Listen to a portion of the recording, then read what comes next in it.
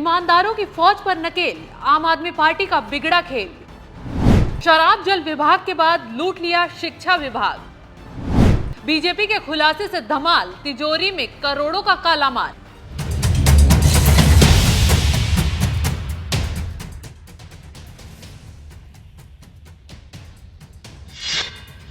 नमस्कार, आप देख रहे हैं एनएमएफ न्यूज। दिल्ली में आए दिन एक नया घोटाला बवाल मचा देता है। अभी शराब घोटाले की आग ठंडी हुई नहीं थी कि अब शिक्षा विभाग को लूटने वालों की लिस्ट सामने आ गई। घोटाला भी 1-2 करोड़ का नहीं बल्कि करोड़ों अरबों रुपए का है। फिर क्या था, बीजेपी ने हल्ला बोला तो सरकारी खजाने में लूट मचाने वालों की आफत आ गई।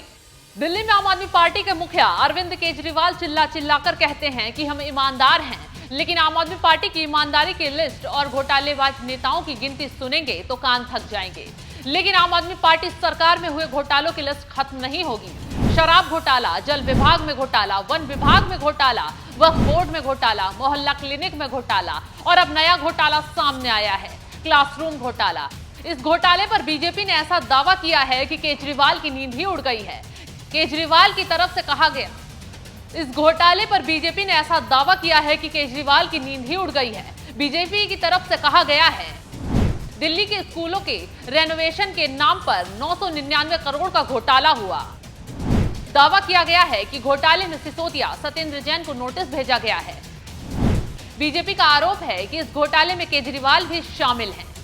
बीजेपी के धमाकेदार खुलासे ने दिल्ली का सियासी पारा हाई कर दिया है। केजरीवाल मानो सिर पकड़कर बैठ गए हैं। बीजेपी के दावे के मुताबिक कैसे इस घोटाले को अंजाम दिया गया, तो चलिए ये भी बताते हैं। क्या है दिल्ली का क्लासरूम घोटाला? 7180 कमरे बनाने के लिए 999 करोड़ का टेंडर बना। 999 करोड़ के टेंडर को 16 टुकड़ों में बांटा गया। ऐसा इसलिए ताकि ये टेंडर किसी और प्राधिकारी, एलजी या कैबिनेट में ना जा सके और फिर शिक्षा विभाग और पीडब्ल्यूडी विभाग के पास ही टेंडर चला जाए, जिसकी वजह से ये टेंडर 1001 करोड़ रुपए के नीचे हो गया। नियम यह है कि 100 करोड़ से नीचे के टेंडर को मंत्री अपने स्तर पर स्वीकृति दे सकते हैं। इसलिए सिसोदिया और सत्येंद्र जैन ने 999 करोड़ के टेंडर को 16 टुकड़ों में बांटा। फिर नीचे के अधिकारियों ने इसे 75 टुकड़ों में बांट दिया। इस घोटाले को ठीक वैसे ही अंजाम दिया गया जैसे केजरीवाल के सरकारी बंगले में रेनोवेशन के घोटाले का काम किया। यहां भी थोड़ा थोड़ा कर टेंडर जारी कर दिए गए ताकि मोटी रकम भी दिखाई नहीं देगी और काम भी हो जाएगा। खैर, बीजेपी ने इस केस को पहले ही दायर कर चुकी थी और अब खुलासा करते हुए जवाब तलब कर लिया है। कल जब हमारा केस एक लंबे समय के बाद लोकायुक्त महोदय के पास गया, लोकायुक्त महोदय ने डीओबी, डायरेक्टर ऑफ विजिलेंस, इनकी रिपोर्ट्स मांगी और कल जो फैसला आया है उस फैसले की प्रति हमारे पास है। ये है उस फैसले की प्रति जो कल लोकायुक्त महोदय ने रेस्पोंडेंट नंबर 1, रेस्पोंडेंट नंबर 2 को सम्मन किया है इस क्लासरूम घोटाले में सस्पेक्ट मानते हुए।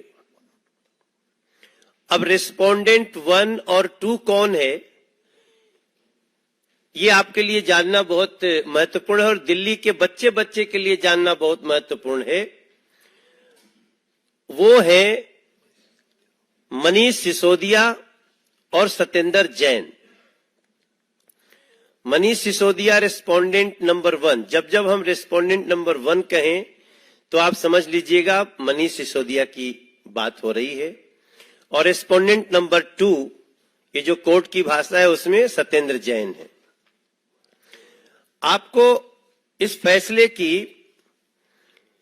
एक छोटी सी बात में अंग्रेजी में कोट करता हूं कि matter of construction of 7180 classrooms in priority 1 project and construction of 12748 classrooms in priority 2 project by education department and the public works department of the GNCTD।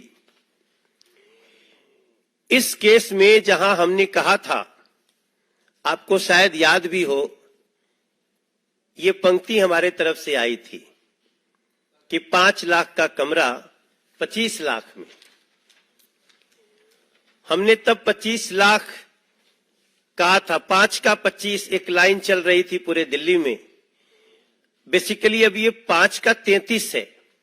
जो कमरा 5 लाख में बन सकता था उसको 33 लाख में बनाने का इन लोगों ने टेंडर किया।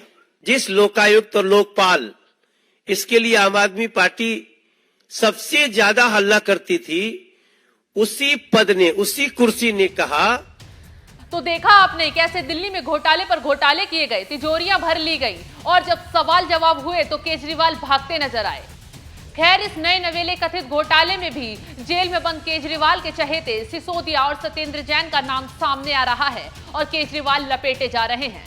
इसी तरह के सवाल केजरीवाल पर शराब घोटाले में भी उठे। वो कहते हैं ईमानदार हैं तो क्यों ईडी के पास जाकर अपनी ईमानदारी का सबूत पेश नहीं करते, क्यों जांच से भाग रहे हैं। भागने का मतलब तो है दाल में कुछ काला है।